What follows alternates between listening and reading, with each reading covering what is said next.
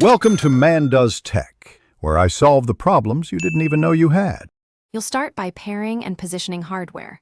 Power on the keyboard and put it into pairing or wired mode, then open your tablet settings and select languages and input so you can add the keyboard layout.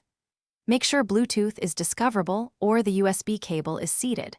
Once paired, choose the correct language and layout so keys map as expected. If you use a folio case, align the magnets and test physical key travel. These steps prevent mapping errors later and get you typing immediately. Once connected, open keyboard settings to fine-tune behavior. Change the layout to QWERTY or your preferred variant and adjust key repeat rate and delay so typing feels natural. Map modifier keys if your tablet supports Command or Windows keys and set FN layer actions for brightness or media. Then configure system shortcuts, copy/paste, app switching, and screenshot hotkeys to speed navigation.